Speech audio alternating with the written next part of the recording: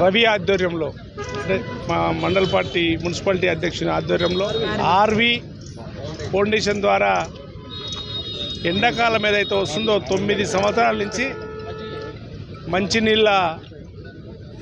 మంచినీళ్ళు చలివేంద్రాలు ఏర్పాటు చేయాలని చెప్పి మా అధ్యక్షుడు ఏర్పాటు చేసినటువంటి కార్యక్రమం.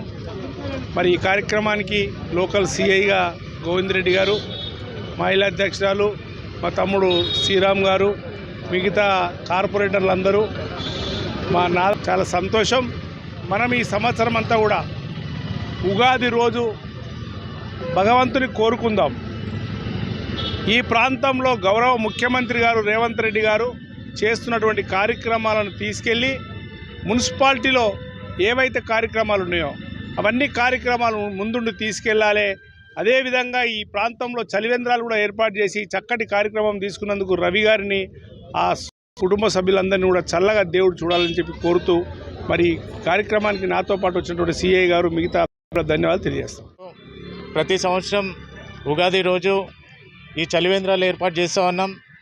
అలాగే ఈ సంవత్సరం మన ప్రజాపాలన రేవంత్ రెడ్డి గారి సర్కార్లో కూడా మొట్టమొదటిసారి మన పిఎంసి ఆధ్వర్యంలో కూడా కొన్ని చలివేంద్రాలు ఏర్పాటు చేయడం జరిగింది. చాలా సంతోషకరం. కమిషనర్ గారికి కూడా ధన్యవాదాలు. ఇలాగే ప్రజాపాలనలో ప్రజల వైపు అందరికీ కూడా ఏదైతే అవసరమో అవన్నీ కూడా అందుబాటులో ఉంచేలాగా మా రేవంత్ రెడ్డి అన్న గారి సర్కార్ అలాగే మంత్రివర్యులు కూడా ప్రతి ఒక్కరు కూడా మన ప్రజల దగ్గర నుంచి ఏదైతే సమస్యల మీద పోరాడుతున్నారో వారందరూ కూడా ప్రత్యేకమైన ఉగాది శుభాకాంక్షలు. అలాగే మేము మా గత 9 సంవత్సరాల నుంచి ఆర్వి ఫౌండేషన్ ఆధ్వర్యంలో ప్రతి సంవత్సరము చలివేంద్రం ఉగాది రోజు స్టార్ట్ చేస్తూ ఉంటాం.